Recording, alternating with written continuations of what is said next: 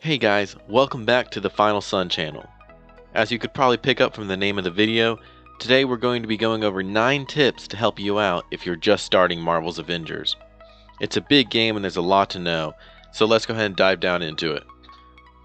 The first tip we're going to go over today is save your resources. If you're watching, you can see that all of my upgrade resources are listed at the bottom of the screen. These are shared between both artifacts and gear, and I recommend that you save them as much as possible because as the game goes on, it costs more and more to upgrade your gear. I know you will be tempted as you're playing to equip new gear as you get it because let's be honest, in this game you get a lot of gear and you're going to want to upgrade it in order to increase your power. But I encourage you not to do this.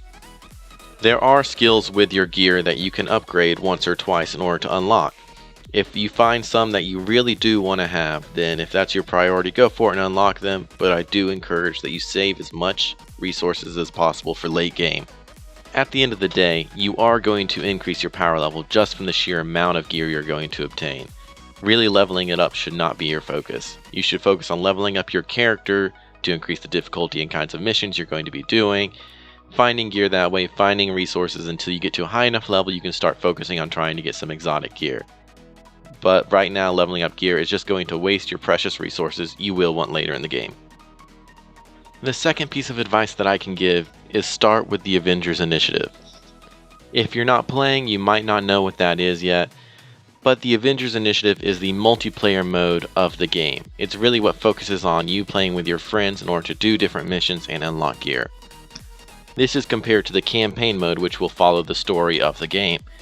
And while I don't think you should neglect the campaign mode, we'll get back to that in just a little bit. The reason you should start with the Avengers Initiative multiplayer mode is because it really gets you to dive into the game. You get to choose who you want to play as, and you can jump into many different missions and play with your friends. And really, let's be honest, that's the best part of the game. Getting to customize your character, play as your Avengers, and play with your friends is the most entertaining part of the game. There are other bonuses to starting with the Avengers Initiative. Once you enter this, you're immediately cast into the world where, after a short tutorial, you can go and do any of the missions available at the time. These refresh usually over a time period. But it also unlocks the ability to go and accept other missions that you can complete while you're doing the campaign. Some of these would be the faction missions, which we will talk about here in a little bit, but you can go pick these up and work on them while you're doing the campaign. You can also level up your characters, and these levels do carry over to the campaign as well. So wherever you level them up, either in multiplayer or in campaign, their level carries over to both. I mentioned a minute ago that we were going to talk about factions. That leads into our third tip of the day, which is start faction quests. What I mean by that are there are missions for 2 different factions in the game, and they're very easily completable while doing normal missions. The 2 factions you can currently do with, I hope that they'll introduce more later on, but the 2 that are currently available are S.H.I.E.L.D. and the Inhuman Resistance. The first one is S.H.I.E.L.D., and you can find this on the helicarrier if you're watching the video, and the other one is the Inhuman Resistance, which is in the anthill, which you can also see in the video. The daily quests that you can accept are super easy. They usually entail something along the lines of getting headshots, blocking enemies, or taking out so many of this kind of enemy. You can complete them as you do the campaign, which makes it super beneficial to pick them up whenever you can. Accepting these missions also increases your faction level when you complete them. Once you level up your faction, you get immediate rewards, but you also get access to buy higher level equipment and more legendary equipment at the faction vendors. My next piece of advice would be to complete side missions. When you have currently deployed with your team and you press up on the D-pad with the PlayStation 4, it opens your navigation system which alerts you to where the main objective is. It also alerts you to any side quests that are currently available for you to do as well. These are what I'm talking about. The current side quest that you can see me doing here is actually a priority enemy. If you're able to defeat him, you'll get better equipment when he is defeated. It at first is marked by a question mark until you get close enough to identify what the side mission is going to be, and then it will mark it with the appropriate symbol for what kind of side mission it is. Side quests can vary by objective and by difficulty. So, just because I fought a priority enemy here does not mean it's going to be the only side quest I find throughout this mission. If you continue to watch, you'll see that I find 2 others. Both these 2 side quests are actually pretty easy to complete. All I really had to do was go to them and open the chests. Sometimes it's just that simple. It doesn't involve rescuing anyone, it doesn't even involve defeating anyone. No puzzles, you just go open the chest. You will find a lot of useful gear from these chests. Earlier I said that you should start with the Avengers Initiative, and that is correct. But at the same time, don't neglect the story. Even though you start with the Avengers Initiative to get used to the multiplayer, make sure to come back and complete the story. If you are a Marvel fan and you enjoy reading comics or you enjoy watching the movies, it does provide a unique story that is very entertaining and you can dive into it and really just enjoy it. However, there are other perks other than that should be included when you're considering completing the story. Completing the story does give you a general overview of all the different characters. I'll admit that I did continue the story at first just to get those 2 major artifacts and then to continue playing the multiplayer mode. However, once I got into it, I really did begin to enjoy the story and all the dynamic cutscenes that were included. And it really does lead you in for possible stories later in the game. Without giving any spoilers to the story, it does help set you up for any DLC heroes that will have their own individual stories post-launch. Tip number 6. Make sure to complete the heroic iconic missions that are available for each individual hero. Go to the war table or to your menu to locate the objectives menu. Once you are in that, you will see a whole list of iconic missions and heroic mission chains that you are able to do. If you scroll all the way to the bottom of it, you will actually find the heroic iconic missions. These are unique to each character. You have a mission chain that you can do for each character you can play as. If you click on the iconic mission chain, then you can track it on the war table and it will show you which mission you need to go to next. However, not all objectives of the mission chain are actual missions.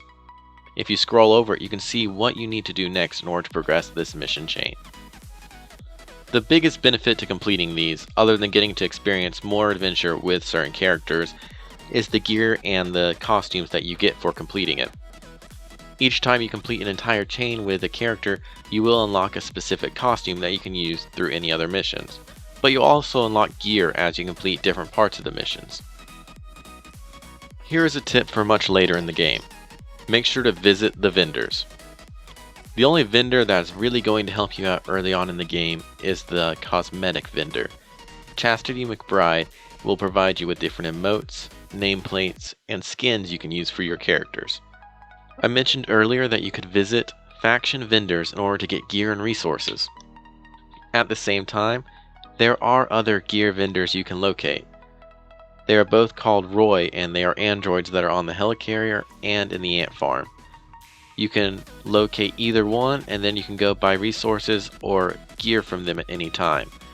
This will be much more helpful in the late game, as you'll find more gear you like there other than gear just to increase your power that you're going to end up replacing early on. Number 8 is to progress in your different challenge cards for your characters.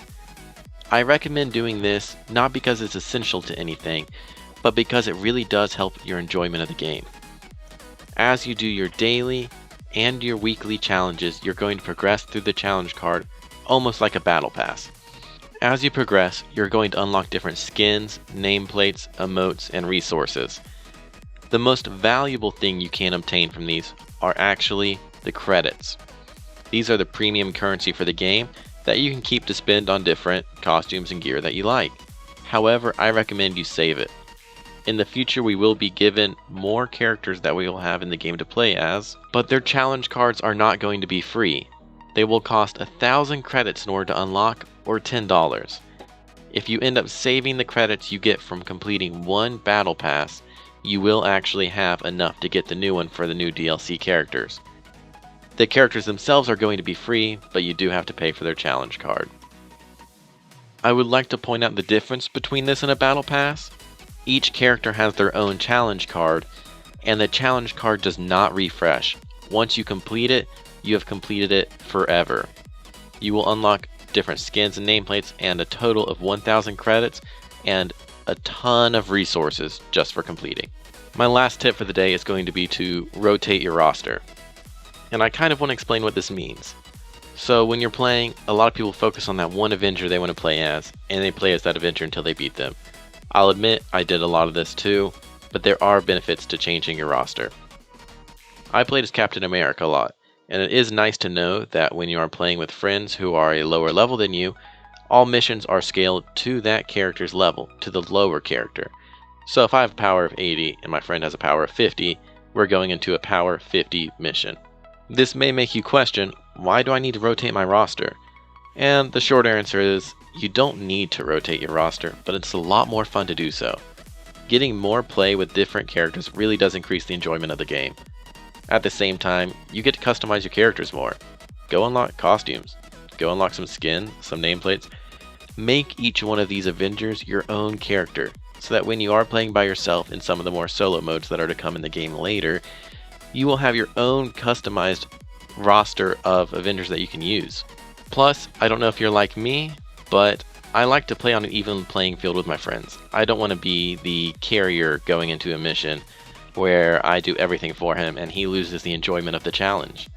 Try and keep up, space out your Avengers while you're playing the game. That way when you do play with friends, you can play with a different Avenger, you don't have to play with the same one, and you can try and be closer to their level. As I mentioned before, every character also has their own challenge card, so it gives you a chance to progress each one of those as you play, if you rotate your roster. As always, thank you guys for watching. I appreciate you guys taking the time to watch this video, and just do me a favor, and if it helped you in any way, like and subscribe, and it'll help encourage me to make more videos like this. If you have something specific you want to see, drop it in the comments. I'll try and see it and see what I can do. I want to hear your guys' feedback. I appreciate it. Thank you guys, and I hope you have a nice day.